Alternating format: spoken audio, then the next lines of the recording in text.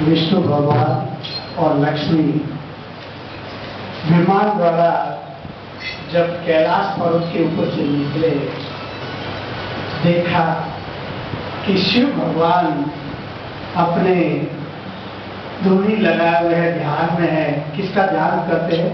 राम शब्द का, राम का ध्यान।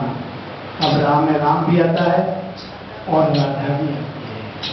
यानी शंकर हमेशा राम के नाम से जो भी है उसका ध्यान लगाते, उनको कोई बोल तो राधा एकदम खुश हो जाएंगे, राम एकदम उछल उठेंगे। कहने का तात्पर्य वो तो अपने ध्यान में बैठे हैं, पार्वती पास में बैठी हुई भांग गोद रही है। भांग गोदती गोदती लक्ष्मी जी ने विष्णु को कहा कि देखो मेरी बहन कैसी इनकी ये स्थिति है, भोला ध्यान में बैठा है और पार्वती मेरी बहन भांग गोद गोद में इनको पिलाती है। ये क्या जिंदगी है पार्वती की? इनका रहना तो स्वर्ग में होना चाहिए। भगवान विष्णु ने कहा लक्ष्मी जैसा जो कर्म करता है वैसा ही उनको भोगना पड़ता है। अब इसमें अपन कुछ भी नहीं कर सकते हैं। तो नहीं मेरी बहन है, अभी तो भोले को ध्यान लग गया है, कम से कम 2-3 घंटा लगेंगे, तब तक मैं अपन इसको स्वर्ग की सैर करा के लाते हैं, कैलाश पर्वत से इनको ले चलते हैं। ठीक है, तेरी अगर इच्छा है। विमान को नीचे लाए, पार्वती को बैठाया और उनको स्वर्गलोक को गए। अब जाते ही देखा तो पार्वती तो एकदम मोहित हो गई। अरे इतने बड़ी महल, इतनी बड़ी शांत होकर मौज मस्ती, छी मेरा तो कैलाश पर्वत में रहने धिक्कार है करके घुमा करके 2 घंटे में जब बाद में वापिस आकर के कैलाश पर पहुंची पार्वती, भोले ने अपनी समाधि खोली। खोलते पार्वती का मूड कुछ निराशाजनक दुखी मई देख करके भोले ने पूछा पार्वती क्या बात है, आज उदास क्यों हो? पार्वती ने कहा क्या, केवल मेरा काम तो भांग बोलना है, आपको पिलाना है और मेरा काम ही क्या है। थोड़ी औरतें कभी कभी गुस्से में भी अपने पति को जवाब देती है ना, तो वैसे ही उसने पार्वती ने भोले ने कहा पार्वती बात क्या है, आज तुम ऐसे जवाब दे रही है। पार्वती ने क्या, आप कभी मेरा ध्यान भी रखते हो, कभी मेरा ख्याल करते हो? मैं यहाँ बैठ करके आपको भांग पिलाऊं, बस यही मेरा काम है इधर। भोले ने कहा आज कुछ बात हो गई है। बोले ठीक है, क्या चाहिए तेरे को? क्या चाहिए? मेरे पैरों में जूती नहीं है। बस ये छोटी सी बात के लिए तुम इतना गुस्सा करते? नहीं आप तो कुछ ध्यान नहीं देते। ऐसा कर, तुम्हारा खजाना पड़ा है पास में, जाओ और जूती लेके आ जाओ, जब तेरे को पसंद हो वो सी जूती लाओ। बोला ठीक है। अब यहाँ से पार्वती मोर्चियों की बात जहाँ जूते पड़ते हैं वहां चली। वहां पर जगह जगह पर मोची बैठे थे और उन्होंने जूतियां तय करेंगे, तरह तरह की जूतियां दिखाई, एक भी पसंद नहीं है। दूसरी दुकान गए, तीसरी गई, सब जगह देखा, कहीं जूती पसंद नहीं है। एक कॉर्नर में छोटे से बूढ़े बाबा बैठे थे अपनी झोली लिए हुए, उसके अंदर भी जूतियां थी। वहां जाकर के पार्वती ने पूछा भाई तुम्हारे पास क्या है? सब लोग जूतियां तो दुकान में रखते हैं, लेकिन तुम तो झोला लेके आए और यहाँ पर अकेले बैठे हो, बोलो कुछ क्या चाहिए? अभी तो मोचियों की गली में तो जूते ही मिलते हैं, मेरे पास भी जूते हैं, मेरी दुकान नहीं तो क्या, मेरे झोले में तो जूतियां हैं, बोलो तुमको बताओ। और जो ही एक जूती निकाल के बताई, पार्वती एकदम मोहित हो गई। हाँ ये मुझे दे दो, इसका कितना पैसा? बोले ना इसका पैसा नहीं है। तो फिर क्या है? तुमको अगर लेना है, ये जूती पसंद है। उन्होंने अपने एक कटोरे में से खींच निकाला और बोला तुम इसको मेरे साथ में खा लो, तुमको जूती फ्री में दे दूंगी।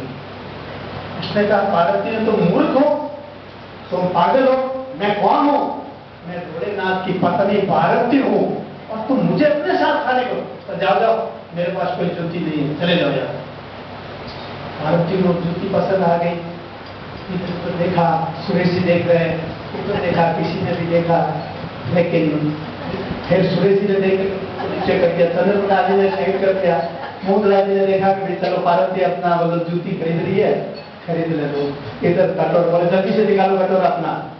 चलो निकाला, कटोर से निकल एक मुंह में डाला, शिव जी ने भी मुंह में डाला, मुंह जड़ खुला और पार्वती का पूरा सीन जो स्वर्ग लोक में गई थी वो उस मुंह में दिखाई दिया।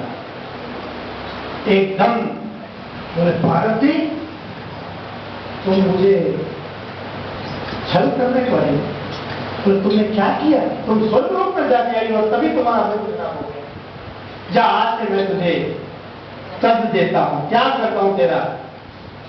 ये तो मैं रूप बदल के यहाँ आकर के तेरे को जूती के लिए बहाने में आया, और तुम अगर मैं नहीं होता तो तुम दूसरों के साथ एक जूती के लिए भी तुम खल जाती।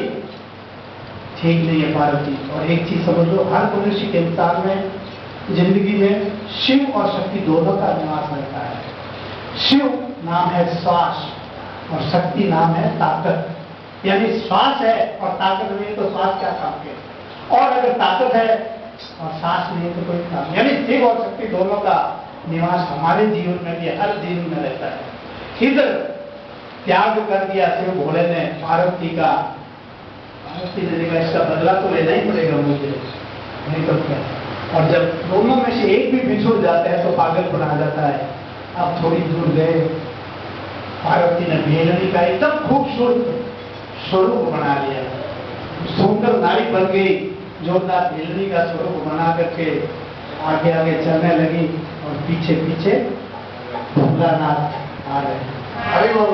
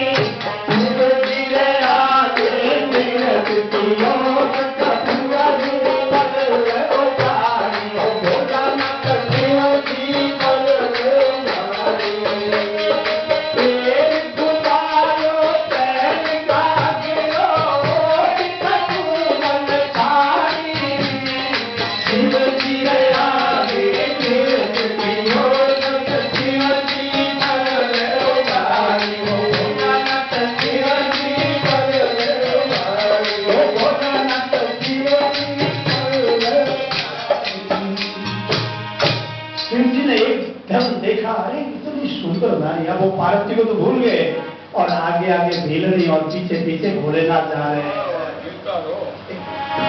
अब भोलेनाथ उस भेलनी से पूछ रहे कि भेलनी बेटी कहीं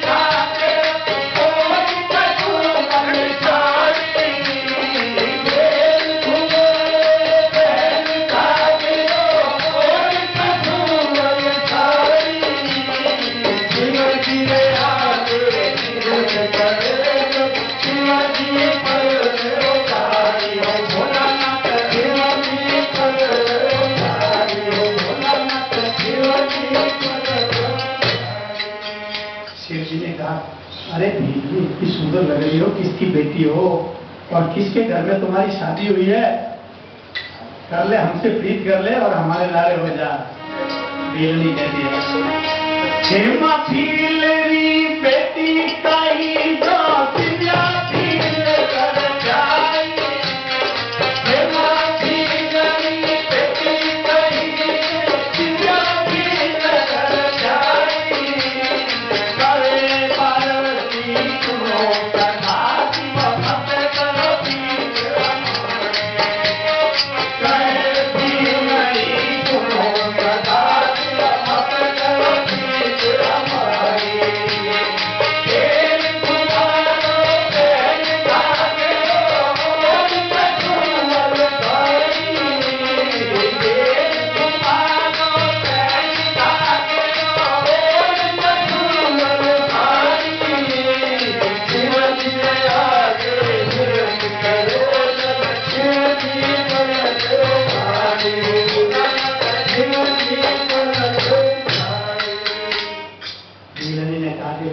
हेमा भील की तो बेटी हूँ और शिव्या भील के यहाँ मेरी शादी हुई है। अब बाबा तुमको क्या लेना है, मेरे पीछे पीछे क्यों आ रहे हो? शिव जी तो पार्वती के बगैर शक्ति निकल चुकी है, इसलिए खाली सांस है, शक्ति नहीं है, पीछे पीछे चल रहे हैं।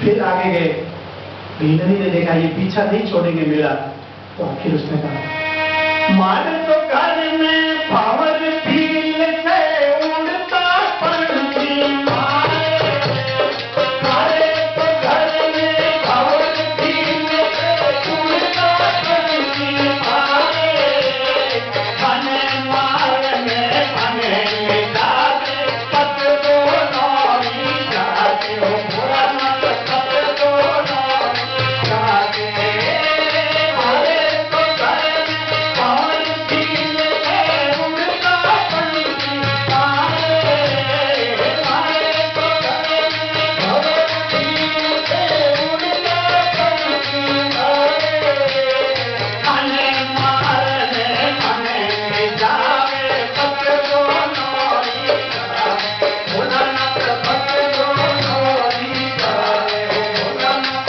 पत दो नौरी जावे। और तो और बाबा, हमारे घर में एक ऐसा भील है मेरा पति जो उड़ते हुए पंछियों को मार देता है, तो फिर आपको भी मारेगा और फिर मेरे को लेके जाएगा, तो मेरी इज्जत क्या रहेगी? आपकी इज्जत क्या? आप बहुत बड़े भोलेनाथ हो, फिर क्या होगी? हम लोगों की पत चली जाएगी, इज्जत चली जाएगी। अब भोले तो पागल हो गए, भीलनी के पीछे पीछे चल रहे हैं। भीलनी ने देखा कि ये बाबा तो आज नहीं छोड़े, फिर भोले ने कहा, क्या कहा? थाने छिपा दूं जटा मुकट में भील कटे दूं देगे, अब छुपा दूं जटा मुकट में भील कटे दूं देगे, करे सदा दिवस मोर भीलनी करे भील हमारी, करे सदा दिवस तुम भीलनी करे भील हमारी, खाने छुपा दूं जटा मुकट में भील कटे दूं देगे, अब छुपा दूं जटा मुकट में भील कटे दूं देगे, करे सदा दिवस मोर भीलनी हो जाना हमारे, भोला मत हो जाना हमारे। भीले ने कहा, देख भीलनी, एक बात सुन ले, मैं तुमको जटा में अगर छुपा दूंगा तो तेरा भील देख भी नहीं सकता, तो फिर क्यों डरती है? आजा मेरी जटा में बैठा दो, तू मेरे साथ चल। फिर आगे भीलनी चल रही है, पीछे पीछे भोले बाबा जा रहे हैं। जाते जाते जाते भीलनी ने कहा, इसका पीछा कैसे छोड़ूं? ये तो हर चीज बोलूं उसमें ये तो तैयार रहता है कि मैं इसको ले लूं साथ में।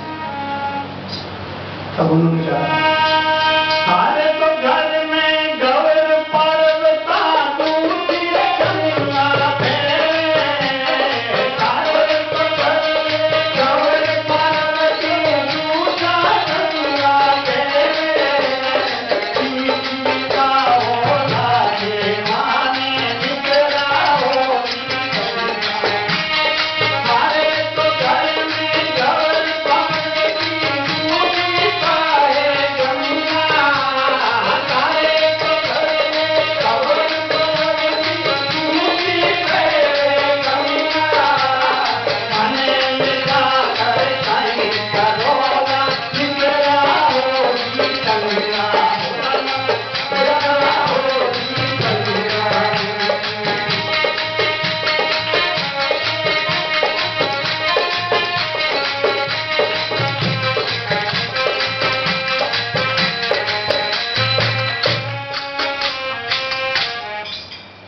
भीलनी ने कहा, देख बाबा, अब आप पीछा नहीं छोड़ रहे हो, मैं आपको बोल रही हूँ आप चले जाओ और आप मेरे पीछे आ रहे हो, अभी मेरा घर आने वाला है।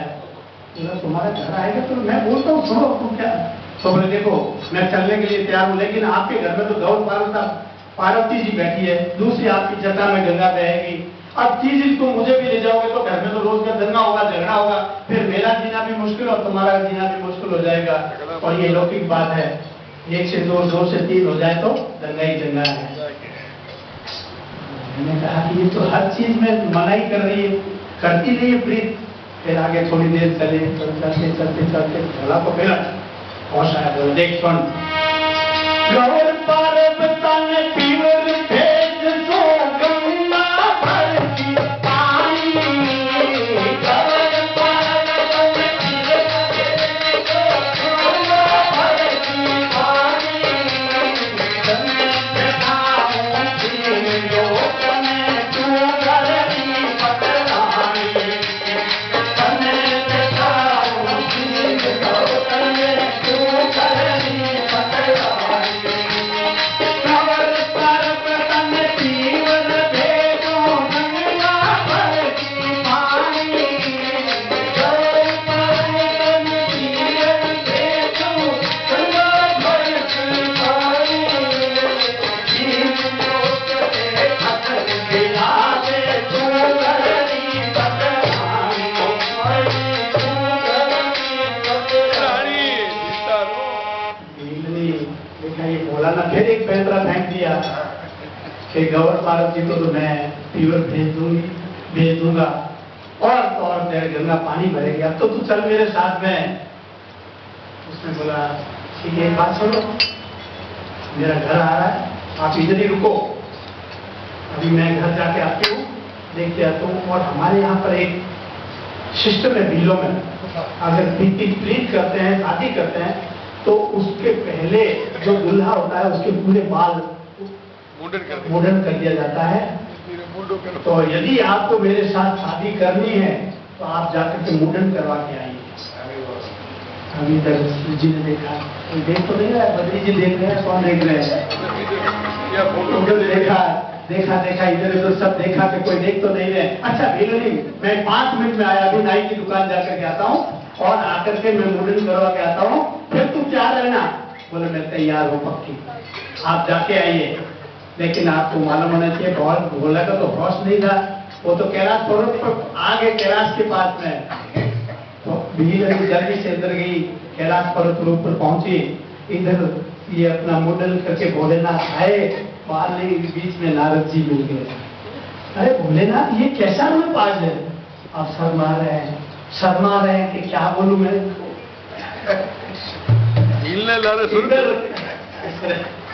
सोने लगे। नारद बोले भोला ये क्या रूप बना लिया आपने? क्या कैसा रूप है?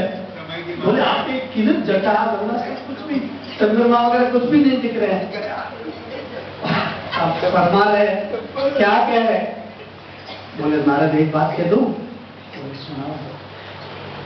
क्या एक जैसे हम दोस्त आपस में बात करें तो, अरे यार एक भीलनी आ गई थी और भीलनी के पीछे पीछे मैं चला, भीलनी बड़ी खूबसूरत थी और उस भीलनी ने मुझे कहा कि शादी करेगी और मैं पार्वती को छोड़ दिया। आज से पार्वती को क्या कर दिया मैंने, इसलिए मैं भीलनी के पीछे, और भीलनी ने मुझे कहा कि शादी करोगे तो मुंडन करके आओगे, हमें मुंडन करके आओगे। अरे बाबा आप तो कैलाश पर्वत पे आ गए, कहाँ भीलनी का घर है? ये तो आपका खुद का आश्रम आ गया, कैलाश पर्वत आ गया।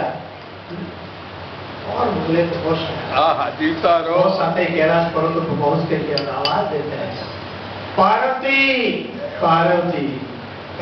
पार्वती अपने रूप में भीलनी का रूप त्याग करके पार्वती के रूप में आई और बोले को होश आया, बोला पार्वती तू यहाँ कैसे आ गई?